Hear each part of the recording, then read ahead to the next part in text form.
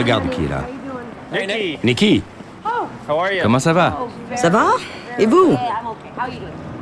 Ça va? Vous allez? Vous êtes bien beau aujourd'hui? Tu aimes notre uniforme? Ouais. J'essaie de décider quel pantalon j'aime le mieux. À bien y penser, j'aime mieux l'ancien. Celui de Al. Tu veux l'avoir de ton côté, hein? Tu prends encore de la coke? Non, très peu. C'est mon plus grand problème, la cocaïne. Je peux prendre ta photo? Oui. Vas-y, mon trésor. Depuis que je travaille, j'ai presque toujours mon appareil photo avec moi. Je prends des vignettes, des images de ce qu'est la vie ici.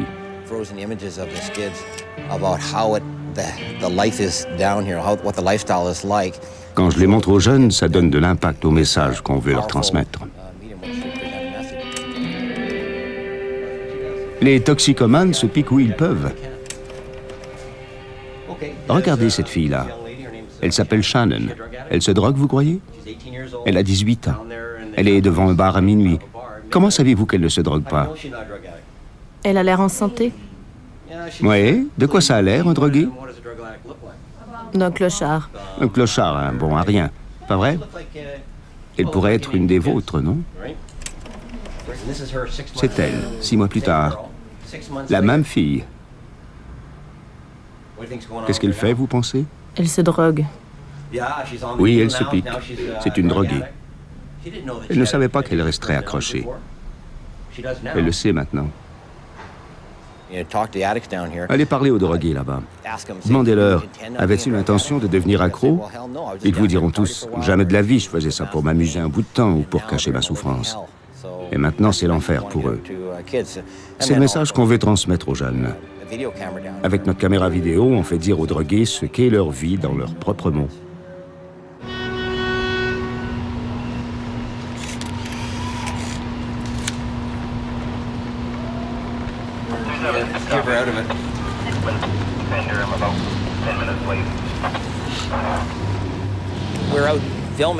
Un des premiers jours où on a commencé à filmer, on a vu cet homme qui était assis devant une porte.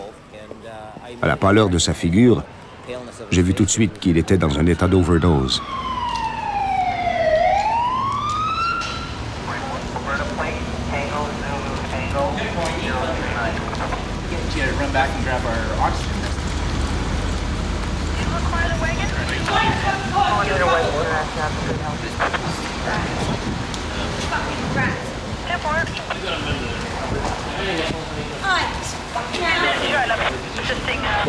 Qu'est-ce qui se passe, Nicolas? Il dit que j'ai volé ses maudites cigarettes. Espèce d'imbécile. Mêle-toi de tes affaires. C'est un client.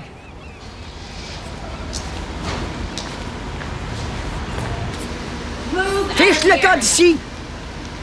On veut pas de gens comme toi. Take off, guys. Il avait pris une overdose d'héroïne avec probablement de la cocaïne. Il a cessé de respirer juste comme l'ambulance arrivait. Ils lui ont envoyé de l'oxygène dans les poumons.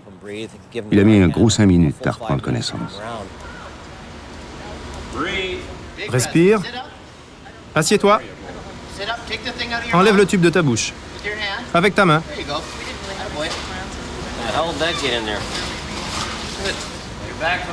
Tu viens d'échapper à la mort.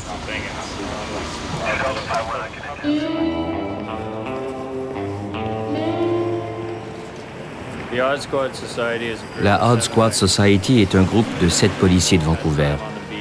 On fait la ronde dans ce quartier et on est motivé par le fait que les jeunes qui viennent ici ont aucune idée où leur consommation de drogue les mènera.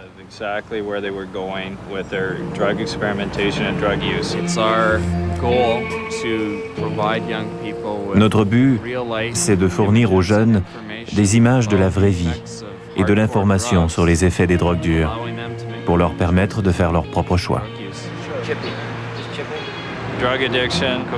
La toxicomanie règne ici. Les abus de cocaïne et d'héroïne. Avec tous les problèmes sociaux et sanitaires qui y sont reliés. On est dans une situation unique, c'est notre réalité quotidienne. On veut montrer cet univers-là au public, en espérant qu'il y glanera de l'information.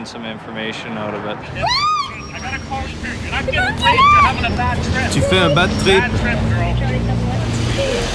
Oh, this isn't. Ça passera pas à la télé? Pourquoi? On veut montrer ça aux jeunes pour les dissuader de prendre la drogue. C'est un exemple probant.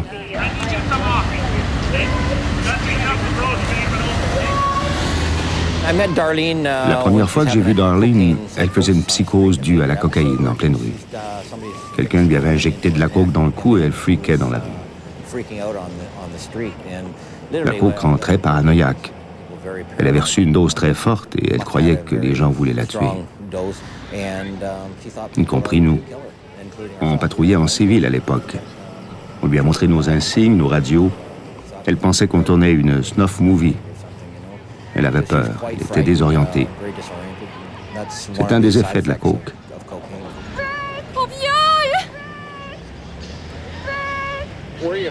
D'où tu viens, Darlene? Je suis née à Toronto. Mes parents aussi. Ils étaient tous les deux alcooliques et dysfonctionnels. Je sais que ma mère était héroïnomane. Toute mon enfance, je me demandais pourquoi elle dormait tout le temps. À 16 ans, j'ai vu un documentaire. Il y avait une droguée qui s'attachait le bras. C'était comme ma mère. Je me suis dit, oh mon Dieu, c'est pour ça qu'elle est comme ça. Mais il arrive un moment dans la vie où il faut devenir adulte et faire face à la réalité, même si ça fait mal. Je prends pas de la drogue parce que j'aime ça. J'en prends parce que je souffre et que ça engourdit la douleur.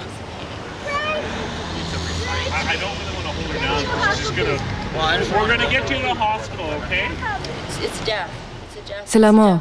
C'est un désir de mort. Quand tu prends de la drogue, tu vas soit aboutir en prison, soit mourir. Les jeunes filles finissent par se prostituer pour acheter de la drogue et elles font vivre le revendeur, qui est presque toujours un homme, ou elles se retrouvent avec un souteneur, elles attrapent le sida. Tout ça, c'est des désirs de mort.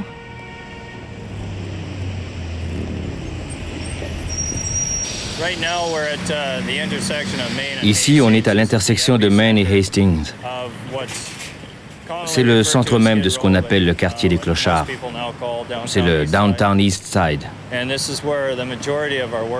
C'est ici qu'on fait la majeure partie de notre travail de patrouille. Les maisons de chambre sont près d'ici. Il y a une concentration de bars et une concentration de gens de la rue. Tout ce pâté de maisons par là.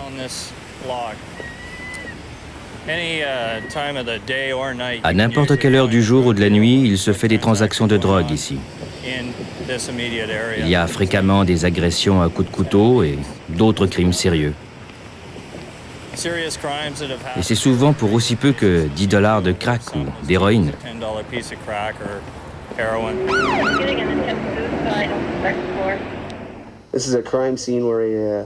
Il y a eu une scène de violence domestique entre un homme et une femme. L'homme s'est tiré dans la tête devant sa conjointe. Il est à l'hôpital. On ne connaît pas encore le pronostic.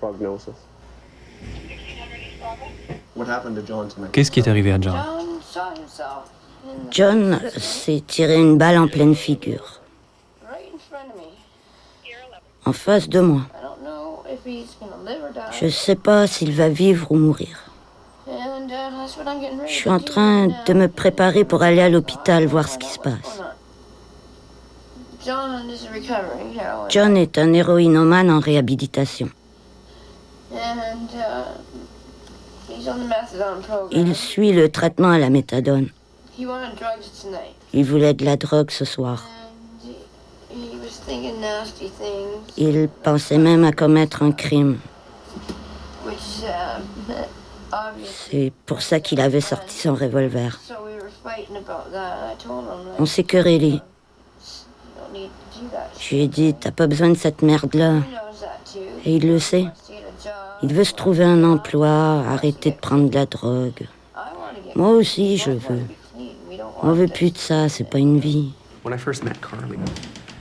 Quand j'ai connu Carly, elle venait d'appeler 911. La police et l'ambulance étaient là et ils emmenaient John. En premier, elle m'a dit « Non, je veux pas être interviewé. Pourquoi voulez-vous m'interviewer ?» Et je lui ai expliqué « Écoute, c'est pour montrer aux jeunes ce qu'est la dépendance. La dépendance à la cocaïne et à l'héroïne. » Et elle a dit tout de suite « Oui, oui, j'accepte. » Qu'est-ce que tu as sur le bras? C'est dû à de la mauvaise drogue que j'ai prise. Elle faisait halluciner, voir des choses. Quand je prenais de la drogue, je voyais des choses sortir de mon bras. J'essayais de les piquer, de les tirer. Et c'est en essayant de les enlever de mon bras que j'ai fait ça. J'ai eu 2 greffes de peau depuis. Et je vivais dans la rue à l'époque. Les greffes n'ont pas pris parce que je continuais de consommer. De consommer? De continuer la drogue pendant que c'était censé guérir. C'était censé guérir. Tu plantais ta seringue hypodermique là-dedans? Ouais. Disons que c'est ma seringue pleine de drogue, je la plantais là-dedans. Et ensuite, je tirais sur la peau, donc j'ai arraché les 2 greffes parce que je voyais encore des bestioles. Ceux qui commencent à prendre de la drogue devraient regarder cette cassette pour voir mon bras et mes cicatrices. On peut voir tes cicatrices? C'est pour la même raison que ton bras? Ouais, c'est la même chose. Tu vois, celle-ci, elle est pas trop mal. Mais celle-là était très très profonde, comme tu peux voir. Avant, je devais les couvrir comme celle-là.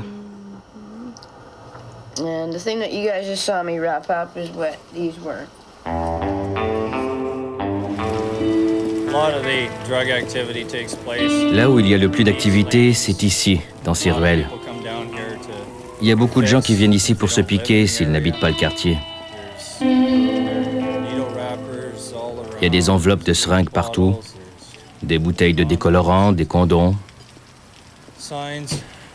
des signes de vie gâchée et pathétiques. Comment ça va? Qu'est-ce que tu fais? Je vais aller pisser ailleurs.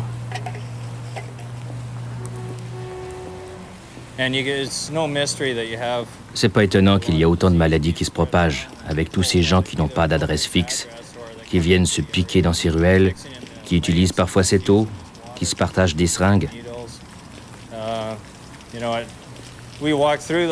On marche dans ces ruelles et c'est comme une marée bleue. On chasse tous les gens qui se piquent et 5 minutes plus tard, ils reviennent et ils recommencent.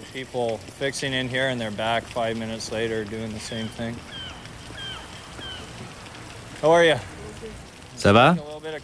Tu fumes un peu de crack? Qu'est-ce que tu as dans la main gauche?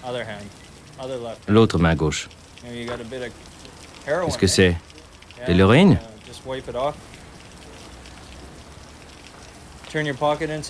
Tourne tes poches à l'envers. Celle-là.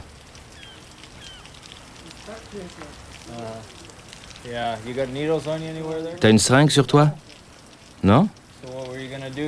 Qu'est-ce que tu fais ici? Tu chasses les dragons? Tu fumes un peu d'héroïne? Allez, va ailleurs. C'est le genre de choses qu'on voit tout le temps. Des vies gâchées. C'est pathétique d'être accroché à cette cochonnerie.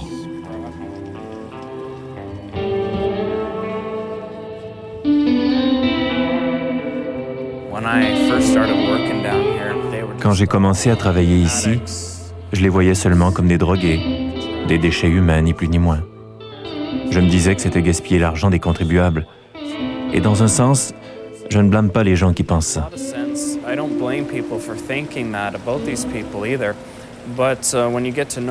Mais quand on apprend à les connaître et à connaître leur histoire, on ne peut pas s'empêcher d'avoir de la compassion pour eux. Ils ont un père et une mère qui les aiment autant qu'on aime nos enfants. Nicolas. Comment tu te débrouilles, Nicolas? Ça va, hein? Pourquoi? Pour savoir, t'as eu des poteaux pour ta tante? Oui. C'est qui? C'est nous. Ah, c'est vous. Pouviez-vous me prêter un peu d'argent pour que je puisse manger? Je meurs de faim. La dame d'assistance sociale m'en a promis, mais elle n'est pas revenue. J'ai commencé la drogue à 15 ans.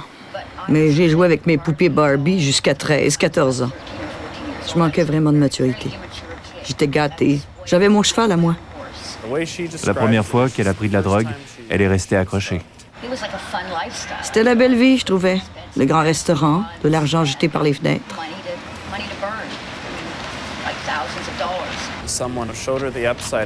Quelqu'un lui avait fait voir le côté glamour de la drogue. Ce qu'on voit à Hollywood. Les belles bagnoles, les parties, les robes, tout le flafla. Et quand le gars n'a plus besoin d'elle, elle s'est prostituée pour acheter sa drogue, comme font la plupart des femmes qui se droguent. Et la qualité de vie dégringole vite. De prostituée haut de gamme à clocharde, ce n'est qu'une question de temps. Il n'y a vraiment pas de bonheur ici. C'est la misère. C'est l'esclavage. Je suis esclave de la drogue. Quand tu prends de la drogue, ça te procure une forme de bonheur ou si c'est une autre bataille perdue? Je pense que c'est une forme de bonheur. Tu as atteint ton but qui était d'en avoir. Mais dès que tu l'as dans la main, tu penses déjà, je vais prendre celle-là et ensuite il m'en faudra une autre. Qui est sujet à la dépendance et qui ne l'est pas? Quelqu'un peut prendre de la cocaïne pendant un bout de temps puis s'arrêter. Certains disent non, tu prends de la coke ou de l'héro une fois et tu restes accro. Ces gens-là sont très dépendants, mais comment le savoir au départ?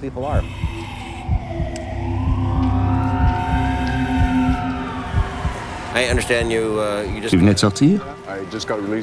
Oui, j'avais été en prison depuis le mois de mai à Mount Thurston et j'avais été libéré ce jour-là. Tu étais juste ici. Tu avais l'air de dormir et ta bouche était grande ouverte. Tu regardais en l'air. Je me suis aperçu que tu étais très pâle et je me suis arrêté. J'étais seul? Oui, ton pouls était très rapide et tu respirais à peine. Quand l'ambulance est arrivée, tu as eu comme un frisson et tu as cessé de respirer. Cet incident n'a pas changé grand-chose. Après, j'ai continué de prendre la drogue. T'es-tu piqué encore ce soir-là? Oui, j'ai pris de la coke. J'ai continué pendant 6 semaines. Après, j'en pouvais plus. J'étais malade, physiquement, mentalement, émotivement. Je voulais vraiment changer. Je voulais arrêter. J'ai téléphoné à la clinique de désintoxication. Es-tu toujours en contact avec quelqu'un de ta famille? Ma mère, c'est tout. Mais j'ai des nouvelles des autres par ma mère. Mais tu lui as pas dit à quel point ton problème était sérieux? Oui, elle sait que j'ai suivi des traitements et tout. Elle sait pour ton overdose cet été-là? Elle en sait beaucoup. Pas tous les détails, mais presque tout. Les mères s'inquiètent. Ma mère s'inquiète comme si j'avais 18 ans. J'ai 34 ans, mais pour elle, c'est comme si j'avais quitté la maison hier. Tu es toujours son enfant.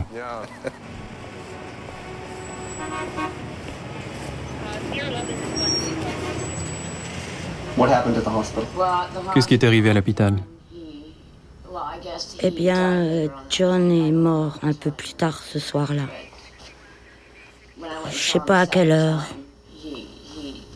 Quand je suis allée le voir pour la deuxième fois, il respirait mal et sa tête était enflée, il avait des bleus.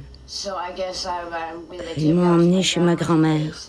Mon frère était là, ma sœur, ma mère et mon beau-père. Ils m'ont offert leur soutien. Tout le monde était là.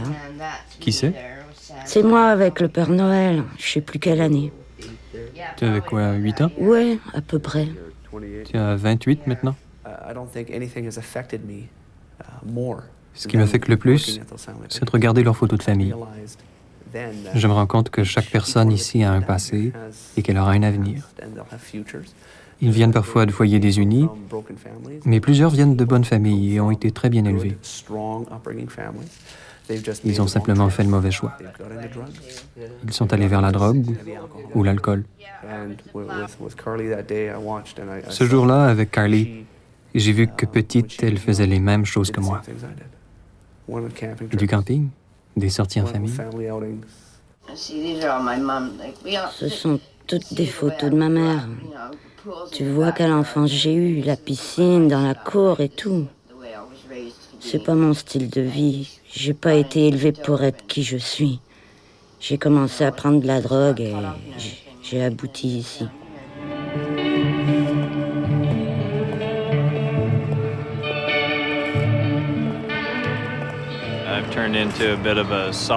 Je me suis beaucoup adouci à fréquenter ces gens-là. J'étais beaucoup plus impitoyable quand je suis arrivé. À ma sortie de l'académie, faire respecter la loi dans la rue, ça me semblait un concept plus clair. L'emphase était sur le faire respecter. Mais les tribunaux ici traitent la possession de drogue non pas comme un crime, mais plutôt comme un problème social. Je sais très bien que maintenir l'ordre dans un quartier, c'est beaucoup plus que simplement faire respecter la loi. Il faut faire partie de la solution. Il faut voir plus loin que le simple travail de policier qui consiste à faire respecter la loi ou à répondre aux appels à 911. Ça fait partie de notre travail, comprenez-moi bien.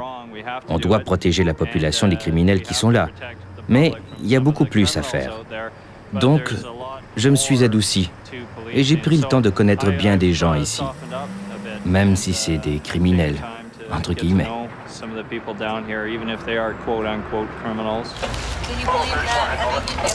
Je serais étonné de ce qu'on peut trouver dans les poubelles.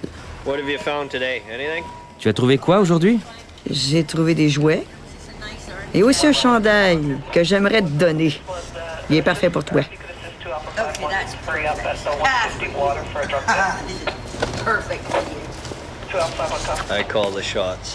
Je mène la barque. Le porterais-tu? Probablement pas. Garde-le, tu as besoin de vêtements.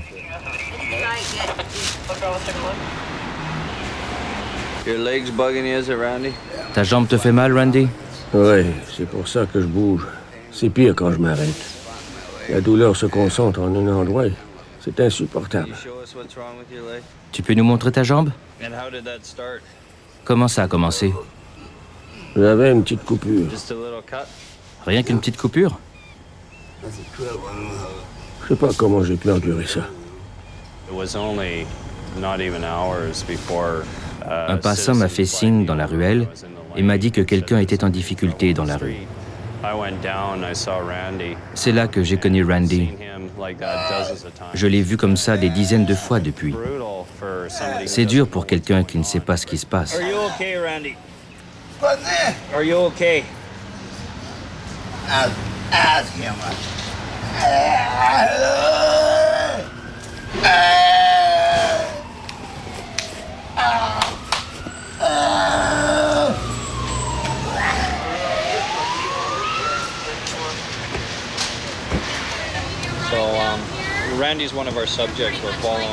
On suit Randy depuis un bon bout de temps.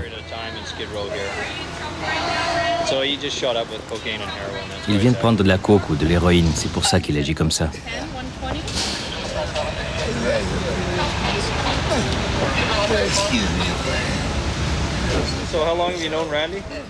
Depuis quand connaissez-vous Randy? 5 ou 6 ans, je dirais. Moi, quelques mois. Dans quel état il est aujourd'hui? Typique. Je l'ai vu dans un bien pire état. Je l'ai souvent vu comme ça. Ça m'étonne qu'il soit encore en vie. Randy s'en sort toujours. À 40 ans, c'est probablement un des plus vieux drogués ici. Il se tient dans le coin depuis près de 10 ans. C'est un drogué pur et dur, et il vit dans la rue. Et il y en a très peu qui peuvent survivre dans la rue aussi longtemps que lui.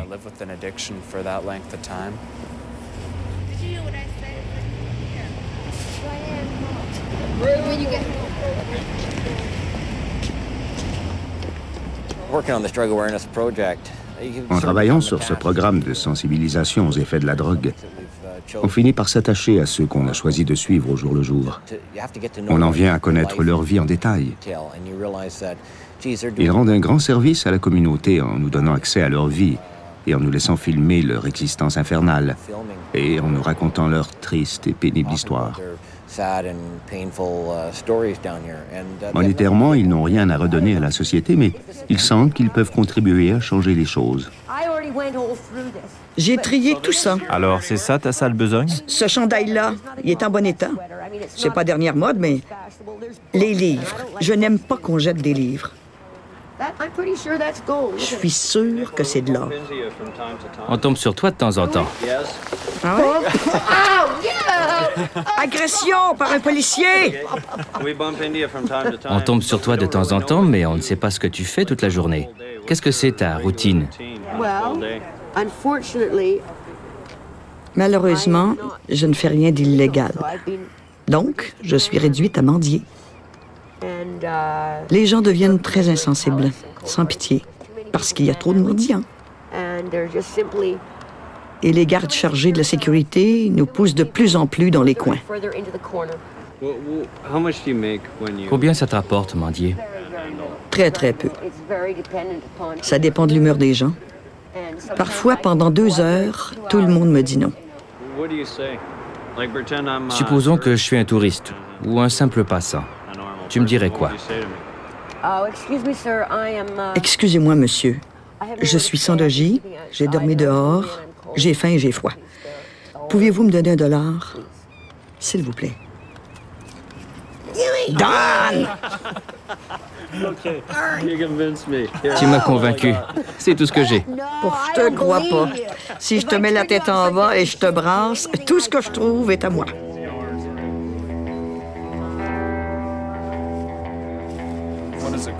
Ça te coûte combien, un hit? $10. Et par jour? Ça dépend. On n'en a jamais assez. Jamais. Disons le minimum que ça peut te coûter par jour. $10 de l'heure. Les heures où tu ne dors pas, 12 heures par jour, ça fait $120. Le plus que tu as dépensé en un jour. Probablement 600. C'est beaucoup d'argent. Oui, c'est ridicule. C'est absolument insensé.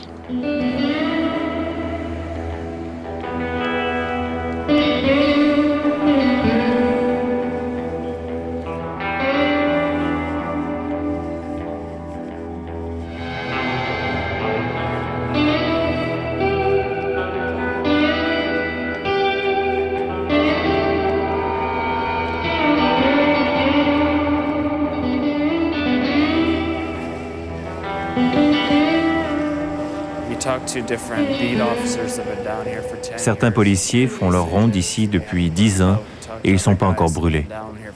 D'autres gars sont ici depuis 2 ou 3 ans et ils sont brûlés.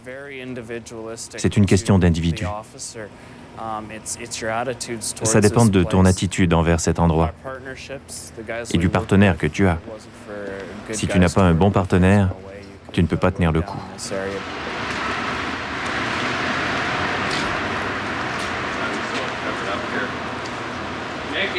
Nikki. How are you? How you doing? Did you stay dry? Tu as passé la nuit au sec? Non, je suis trempée, j'ai faim, j'ai froid. C'est épouvantable. Hey, what exactly is this? Qu'est-ce que c'est, ça?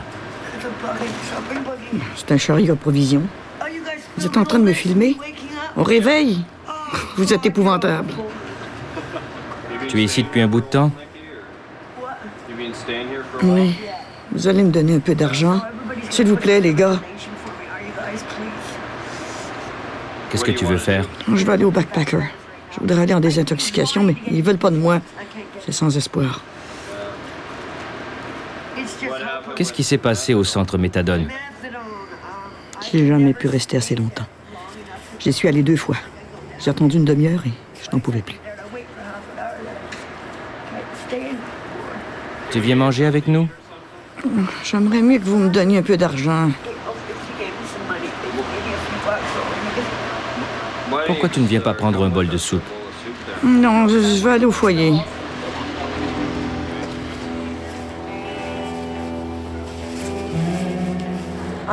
J'étais loin de savoir à 15 ans, quand quelqu'un m'a piqué avec une seringue, que je resterais accroché comme ça.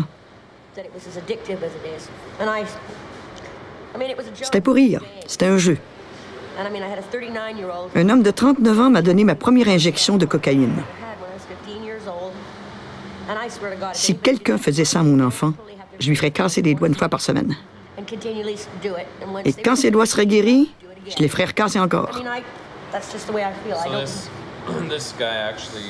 Quand ce gars-là t'a donné une injection, c'était la première fois que tu en prenais par voie intraveineuse? Exactement. Quel âge as-tu?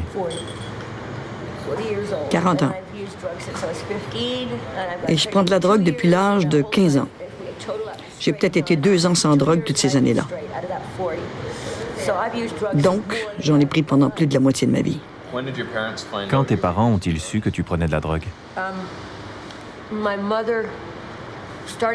mère a commencé à avoir des doutes parce que je m'absentais de la maison plus souvent et que mes notes à l'école ont dégringolé. Et puis elle m'a trouvé un jour dans une maison. Elle a regardé par la fenêtre et tout le monde était très high. C'est là qu'elle l'a su vraiment. Elle m'a amené en Angleterre où on a passé quelques mois. Où en Angleterre? Avec sa famille, dans le sud de l'Angleterre. Elle voulait me laisser là-bas dans une école privée, mais j'ai dit non. Je peux retourner à Vancouver maintenant. Et à mon retour, en moins de 3 jours, j'étais avec le même gars. Donc, quand ils ont su, ils ont essayé de... Ils ont tout fait. Ils m'ont envoyé autour du monde. Je suis allée à Hawaï 6 fois, en Angleterre 6 fois. Je suis allée en Grèce, en Italie, en France. Et pourquoi ça n'a pas marché, tu crois? Il faut en arriver au point où c'est une question de vie ou de mort. Je veux changer. Si j'avais le choix entre $1 million et ne plus vouloir prendre de coke, je choisirais de ne plus vouloir de coke. Une partie de moi veut arrêter. C'est comme si j'avais 2 personnalités. Le matin, quand je me lève, je ne veux pas prendre de drogue. Mais une partie de moi le veut. Et c'est cette partie-là qui l'emporte. Tout a commencé par curiosité, pour faire des expériences. J'avais jamais entendu dire que ça créait une dépendance. Je l'ai su qu'après. Ça a d'abord été l'alcool à l'adolescence, puis les pilules, la cocaïne, l'héroïne. Tout a progressé, la dépendance a progressé. J'essayais de plus en plus de choses, de plus en plus souvent. Maintenant, tu te piques encore? Non. C'est tentant. Pas de retomber comme avant, mais parfois je suis à bout de nerfs. Et je me dis que si j'avais des Valium, je les prendrais probablement toutes. Je me suis dit, pauvre idiot, tu as failli mourir et tu reviens ici. J'avais entendu dire qu'il était allé en clinique de désintoxication et tout. Et s'il est ici, peu importe ce qu'il dit, il en prend encore. On voudrait pas te mettre dans un sac pour cadavres. Je le voudrais pas non plus.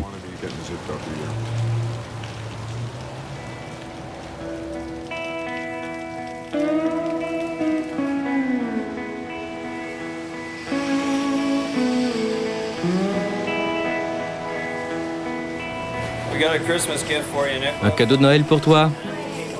Pas vrai. Le Père Noël est passé nous voir. T'as pas l'air du Père Noël. C'est parce que je retiens mon ventre.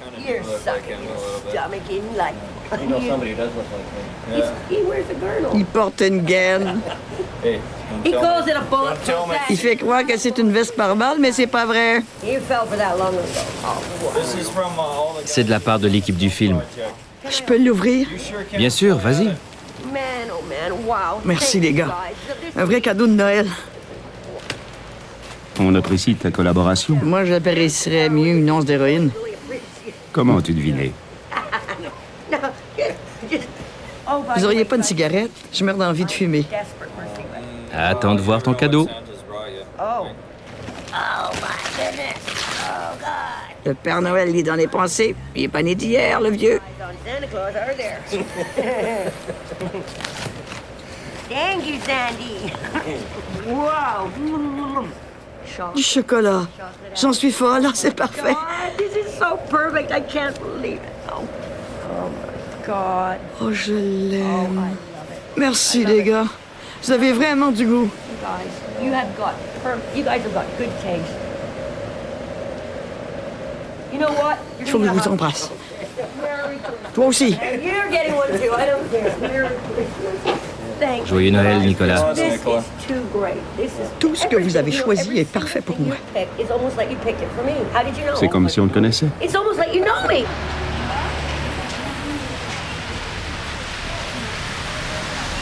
Well, I'll plan this home so we don't have to chase her down.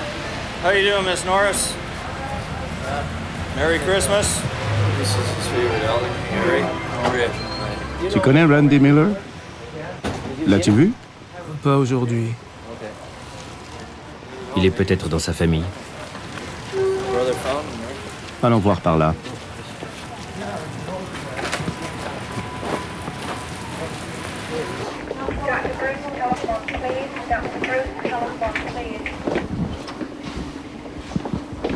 Hey, Randy. Randy. Oh, hi, guys. Merry Christmas, man. Merry Christmas. Un cadeau de Noël pour toi. Christmas present, huh? Thank you. You're welcome. Depuis quand t'es ici? Quelques jours. On te voyait plus, on t'a cherché.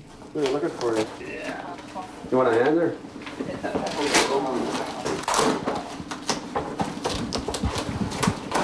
Pas trop dur de rien prendre? Ils m'ont mis à la méthadone. Ça aide. Quand j'ai commencé à travailler ici, j'ai connu Randy dès le début. Je le connais depuis 10 ans. Les premières années, je le considérais un peu comme une épave. Et je le croyais fou, parce que je le voyais toujours dans un état où il ne pouvait plus faire d'association d'idées.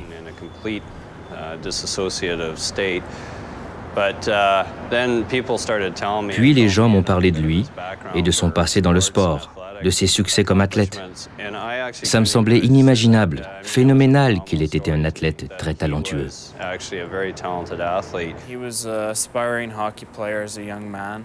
Il jouait au hockey à 16-17 ans, dans une ligue très compétitive. Et il songeait même à la Ligue nationale un jour.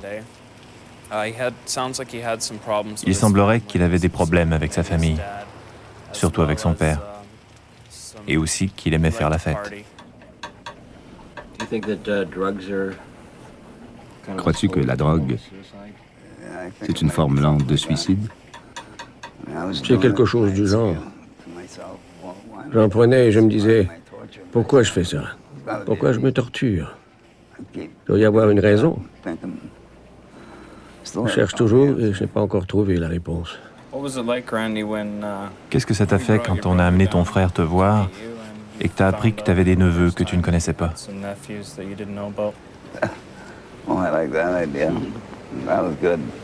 m'a fait plaisir.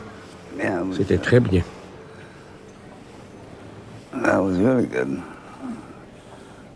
J'étais ému parce que je ne l'avais pas vu depuis longtemps. J'ai vu les photos des petits.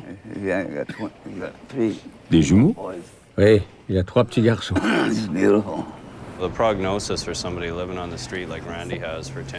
Le pronostic pour quelqu'un qui vit dans la rue depuis 10 ans, comme Randy, n'est pas bon. S'en sortir sans le sida ou l'hépatite et vivre ensuite une vie normale, en bonne santé, c'est presque impossible.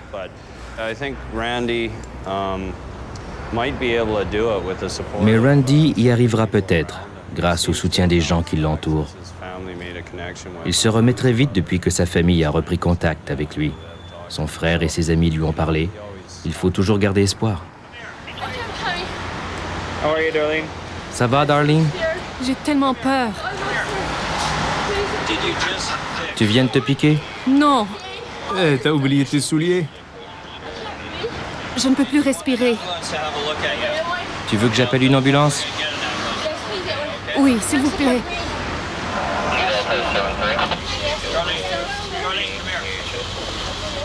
Tu veux qu'il t'examine? Tu n'as rien pris depuis combien de temps? 5 mois, sans aucune rechute. T'es vu souvent au coin de la rue. Dis-moi comment se passaient tes journées. Je me tenais toujours dehors. Je me piquais pas dans ma chambre. À la fin, je n'allais même pas me changer dans ma chambre pendant plusieurs jours. On m'a volé tout ce que je possédais. J'avais des clients, j'allais avec un client et avec l'argent qu'il me donnait, je m'achetais de la drogue. Et je restais high tant que j'avais de la drogue.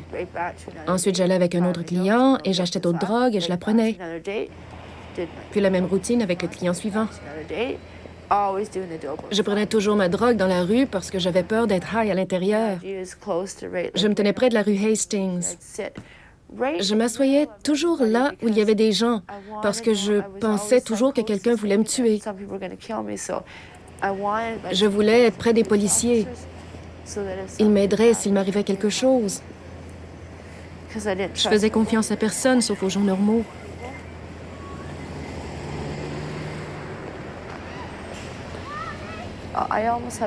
J'ai découvert que j'ai deux personnalités. Quand j'étais petite, si on me battait ou on m'agressait, ou si je voyais ma mère se faire battre ou se faire tirer dessus, je refoulais tout ça en devenant une autre personne. Je jouais la fille dure, violente. Et pour protéger Darlene, il fallait que je sois capable de prendre les coups. Je devais me dire, j'ai peur de rien. Et tenir tête à mon père quand il me battait. Je disais, ça fait pas mal, vas-y, frappe encore. Il ne fallait pas que ça me fasse mal. Et plus tard, quand je me droguais, les problèmes revenaient.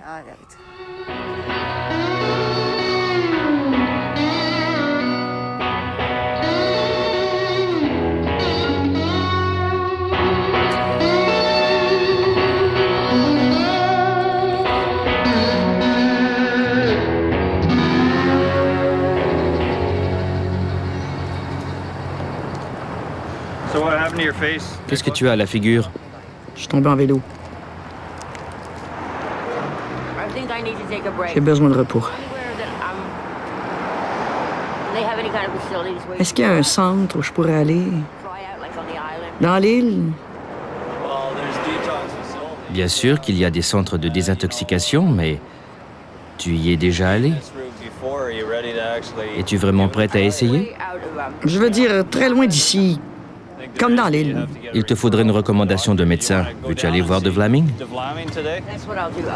Oui, je vais aller voir de Vlaming. Tu viens avec nous, on peut t'emmener. J'ai 2-3 choses à faire avant.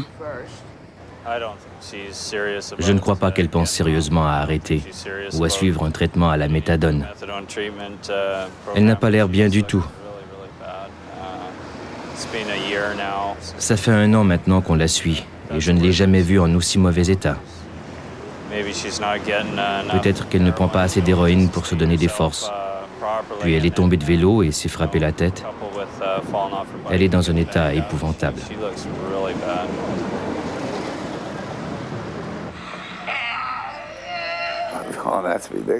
C'est ridicule, ça fait peur. Savais-tu que c'est comme ça que tu agissais quand tu prenais de la coke? Je l'aurais jamais imaginé. 4 mois sans rien prendre, hein, maintenant?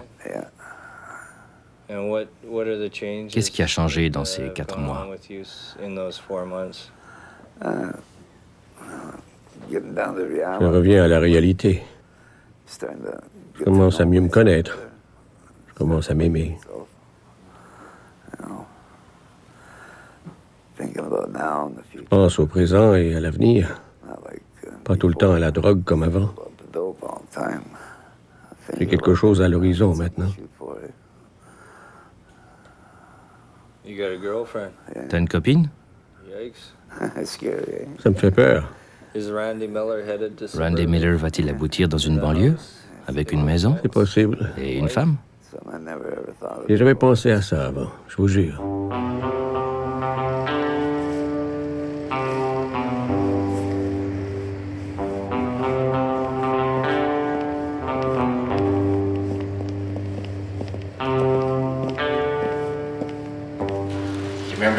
Tu te souviens de ça? La première fois que je t'ai vu, il y a 6 ans. Qu'est-ce que tu faisais à ce moment-là? Je vendais du pot. pour m'acheter des cigarettes. Ma tante m'aidait à élever mon fils. Tu te reconnais quand tu te vois comme ça? C'est une étrangère. Une étrangère? Presque. Tu avais 18 ans. Pour moi, voir des jeunes venir dans ce quartier à 13, 14, 15 ans, sans savoir ce qui leur arrivera quand ils seront accrochés à cette saloperie de drogue, c'est probablement la chose la plus dure. Voir cette transformation, c'est vraiment déprimant. J'ai plus aucune de ces cicatrices. Qu'est-ce qui se passait dans ta vie à ce moment-là? Je voulais mourir. Tu prenais beaucoup de coke? Les deux. De la coke et de l'héroïne?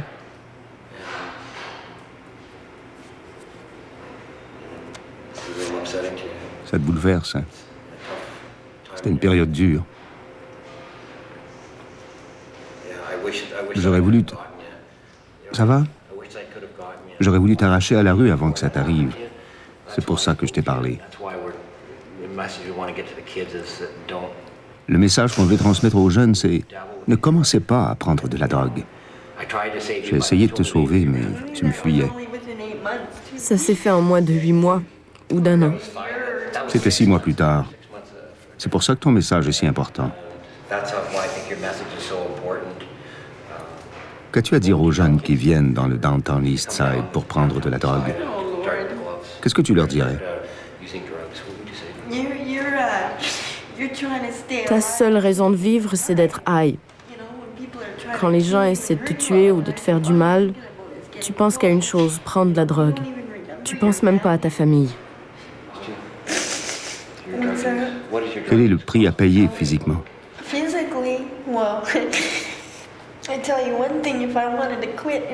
Si je voulais m'en aller, quitter la ville immédiatement, je pourrais pas, j'en mourrais. Parce que mon corps, l'état dans lequel j'ai mis mon corps pour essayer de m'en sortir, ça m'a presque tué. Quand la drogue sort de toi, c'est du poison. Tu as la diarrhée, tu transpires, tu vomis et tu peux rien manger. Et tu te mets à avoir des palpitations. Mes poings étaient fermés comme ça. Tu es tellement déshydraté que ton corps commence à se dévorer lui-même. Tout ce que je buvais, je le vomissais aussitôt. Où tu te vois dans 5 ans d'ici?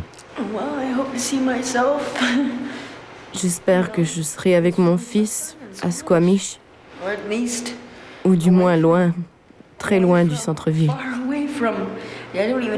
Ou encore tout près, mais loin dans ma tête.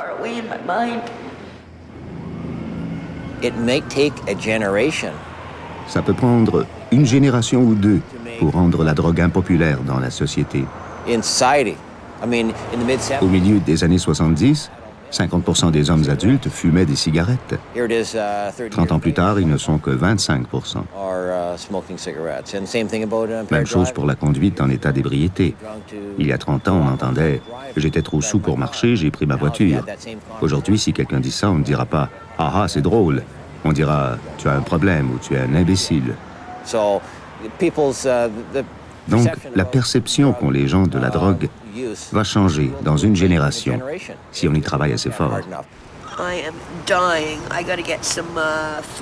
Je meurs de faim. Il faut que je me mette la nourriture dans le corps.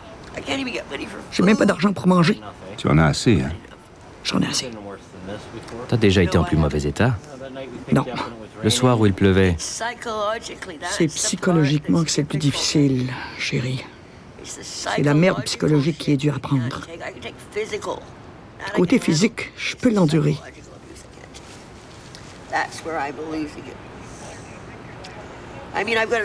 Mon cerveau est encore assez fort, non? Mais quand tu commences à faiblir dans cette région-là, t'es fini. Aussi bien tout laisser tomber, tu comprends? C'est la fin du tournage. J'espère que vous avez du bon matériel. Le film sortira quand? Va y avoir une première? Oui, tu seras invité. J'espère. Je veux me faire réparer les dents et avoir une belle robe. Ils peuvent se forcer pour une robe. On peut en trouver une. Je veux dire une robe neuve. Une jolie robe, à un prix abordable, évidemment. C'est possible, ça me ferait tellement plaisir. On devrait pouvoir faire quelque chose. Une robe, une culotte et un manucure. Des faux ongles. Ils devraient pouvoir faire passer ça dans leur budget, non?